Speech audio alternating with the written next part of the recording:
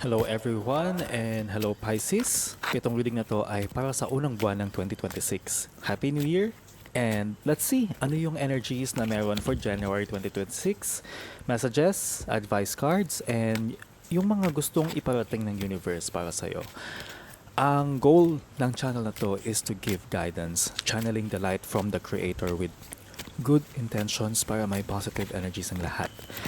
Please follow or subscribe kung kayo ay nasa Facebook or YouTube. Importanteng yung suporta ninyo para ma-continue natin ang readings dito. Pisces, you have the Three of Cups here. Ang nakikita ko na in January 2026, there is a lot of reasons for you to celebrate. Madaming meetups with friends, with family. Nakikita ko na very, very, very happy and positive yung nakikita ko rito na masaya ka lang kung kahit sino pa man yung mga nakakasama mo, whether they are good influence or bad influence, you are spending time, making time with them. Nakikita ko na nag-enjoy ka, no? Pero hindi ibig sabihin nun na positive energies yung meron ng mga kasama mo, or maybe ikaw, yung nagiging influence mo with them or influence nila sa'yo ay maganda. But I see a lot of enjoyments from you, Pisces. Maganda to. At least you're living in the moment. And you have the Hanged Man in reverse. Nakikita ko dito na in the past, meron kang feelings of uncertainty siguro, or somehow ay nakikita mo, nafe-feel mo sa sarili mo na yung mga hindi mo nakasanayan in the past, maybe yung iba sa inyo hindi sanay magbigay, hindi sanay mag-express ng sarili, hindi sanay magbigay ng kapatawaran or humingi ng kapatawaran. Pero madami kang natutunan in 2025 na nagbibigay sa iyo ng enlightenment. Ito yung mga bagay na natutunan mo in the past, and you are being open to growth, Pisces. In 2026, nakikita ko na itong merong mong Four of Pentacles in reverse, natututo kang maging generous, natututo kang maging matulungin, natututo ka na mag-let go ng control sa sarili, or ng let go sa mga possession, sa mga bagay na meron ka, pwedeng pera ba yan, oras ba yan, mas nagiging generous ka, mas nagiging mabuti ang relationship mo with material things, Pisces. Madami sa inyo kasi in the past siguro, maybe may mga naramdaman kayong, may mga na-experience kayo na nagdulot sa inyo, nag-cause sa inyo na mas maging mahigpit ang hawak sa mga sariling resources mo pagdating sa pera and emotions, or more of pera and oras mo, or tulong na maibibigay mo sa ibang tao. Pero ngayon nakikita ko, you're more open to give. You are more open to let go. And you are less possessive kung ano man ang resources na meron ka. Pisces, I see here na may mga pagkakataon na nararamdaman mong medyo na tatanggal ka sa mga sitwasyon, or baka meron kang isang mga grupo ng tao ba na medyo nawala ka sa kanila. Ano ba to? Natanggal ka sa grupo nila, trabaho ba to or mga kaibigan, hindi ko alam kung ano to. But nakikita ko dito na may gusto kang baguhin. Pisces, you have the Knight of Swords here as your advice card. Sinasabi rito that go with the knowledge that you have now. Madami kang natutunan, madami kang pinagdaanan. And hindi ito ang panahon para ikaw ay huminto at manatiling tahimik. You have to do what is right. Say the right things. Say kung ano man ang kaalaman mo, and go do it with confidence. Do it with fast energy. Kailangan mong kumilos, kailangan mong gumawa ng paraan, Pisces. Ito yung sinasabi para mabaliktad mo yung mga haka-haka ng ibang tao, negative conversations about you, and para mapalitan mo yung tingin ng tao sa'yo. Kasi nakikita ko dito, mabuti kang tao. Ang dami mong natutunan. Ikaw ay may mga pinagdaanan na siguro hindi masyadong hindi na ikaw yung taong dati. Dahil ngayon mas marunong ka na, mas kilala mo yung sarili mo at yung mga tao around you, nagkaroon ka ng enlightenment, nagkaroon ka ng kaliwanagan pagdating sa mga sitwasyon na nangyayari around you, and you have what it takes to clear things up, to make the most out of the situation, and to conquer kung ano man ang kailangan baguhin with you, especially with people. Nakikita ko dito puro tao yung kailangan mong aksyonan pagdating sa clearing of relationships, ayusin yung mga relasyon, ayusin yung mga problema with other people. And kayang-kaya mo na to. You just need to speak up. Kailangan mong magsalita, kailangan mong umaksyon, kailangan mong lumapit. Kailangan mo ng active na pagresolba.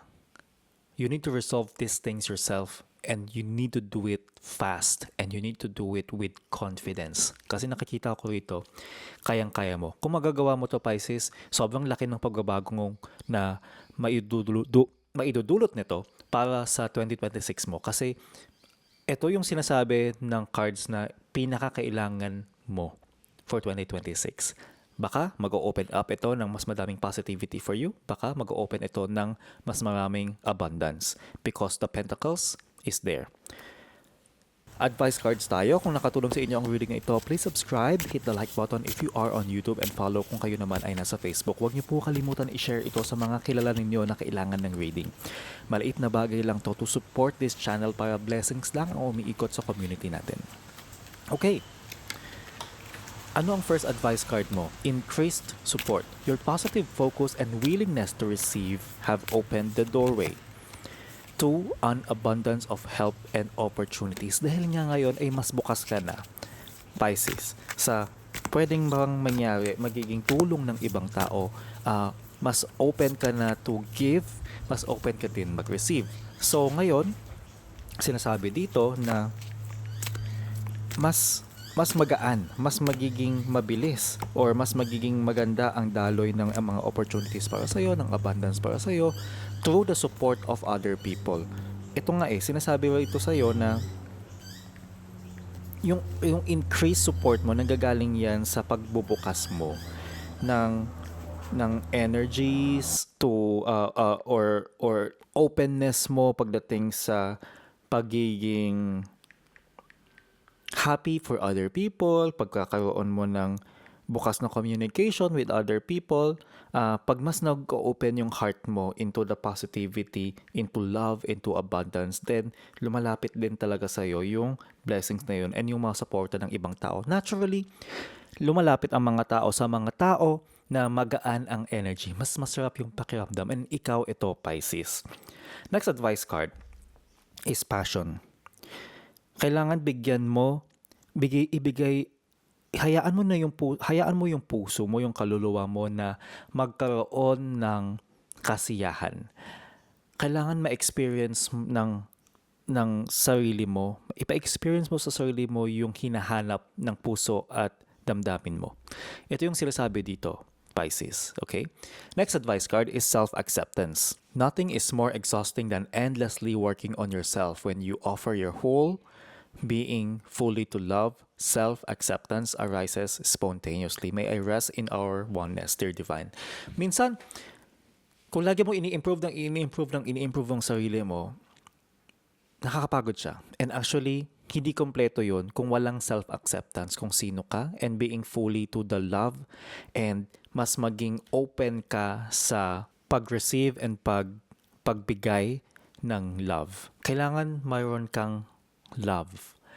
Dahil kung puro utak lang na self-improvement, improve, pero yung nararamdaman mo sa sarili mo, walang love, kung iba yan sa love, kung yan ay may inggit, may galit, nako, kulang na kulang yung self-acceptance mo, or kulang na kulang yung improvement mo. So you have to have love in yourself.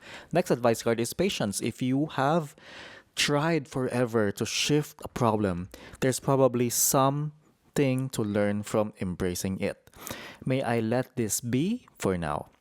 I let me relax and trust every need will be met. Often change will follow. Ang maging patient. Hindi sa lahat ng bagay ay mabibigyan mo ng solusyon, hindi lahat ng bagay ay mabibigyan mo ng proteksyon, ng solusyon, ng kasagutan, ng answer. Or hindi lahat mareresolve mo agad-agad. May mga bagay na pag naibigay mo na ang lahat, nagawa mo na ang kaya mo, nasubukan mo ulit, pero hindi pa din. You just have to be patient. Give the universe some time. Because ang importante lang dito ay gumawa ka ng paraan, Pisces. Umaksyon ka, ginawa mo yung part mo, and that is enough. Now, you just have to wait. Next is gratitude list. Bilangin mo ang blessings na meron mo ngayon. Huwag mong sayangin ang oras mo sa mga inaakala mong problema at yung mga iniisip mo na kakulangan at yung mga iniisip mo na sana ganito, sana ganyan, bakit ang dami mong iniisip pang problema, ganyan. Tanggalin mo siya and palitan mo siya ng gratitude. Bigyan mo ang sarili mo ng time to have, to enumerate. Ilista mo lahat yung blessings na meron mo. And be glad, ipagdasal mo yon na kung ano yung meron ka. Yun yung magbibigay sa'yo ng mas madami pang blessings, and of course, kasama nun is yung pagiging generous mo. Kung generous ka sa ibang tao, generous din ang universe para sa'yo. Yan ang reading ninyo. Please follow or subscribe para may aabangan kang forecast for your sign. Always remember, sa lahat ng gagawin mong desisyon, dapat mabuti ang iyong intensyon. See you sa next